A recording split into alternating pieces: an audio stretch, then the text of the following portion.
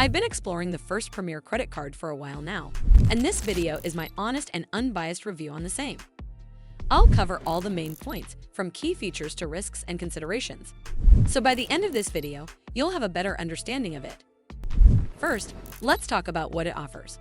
The Premier credit card is an unsecured MasterCard aimed at people with fair or rebuilding credit, generally starting around a 500 credit score, and it's positioned mainly as a tool to help you establish a positive payment history if you use it responsibly and keep your balance low. You can qualify for an initial limit that can go up to $700 based on your credit worthiness. And the card reports to the major credit bureaus, which is the real value here in 2026 if your main goal is to build or rebuild credit rather than chase rewards. In terms of costs, this is where you really need to pay attention because the pricing is on the high side for an everyday card. There is a one-time program fee when you open the account that ranges roughly from $55 to $95, plus an annual fee that can run between $50 and $125. And some versions also add a monthly fee of up to about $10.40, all on top of a steep 36% APR.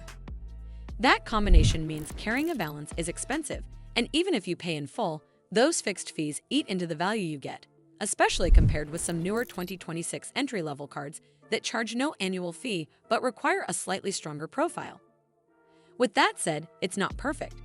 For someone who already qualifies for mainstream cards, the high fees and interest simply don't make sense, and even for credit builders, there are now more competitive options, including some no-fee secured and low-fee unsecured products that give better long-term value if you can handle a deposit or meet their approval criteria.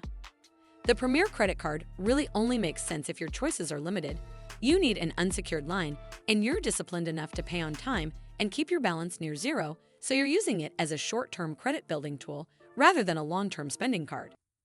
Overall, if you're in a rebuilding phase and can't get approved elsewhere, this card can be a stepping stone.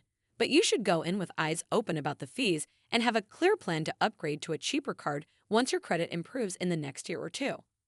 Well, that's all for this video. I hope you found this video helpful. And if you did, make sure you give this video a super thanks by clicking on the heart icon to help support the channel, and don't forget to hit the subscribe button. We'll see you in the next one.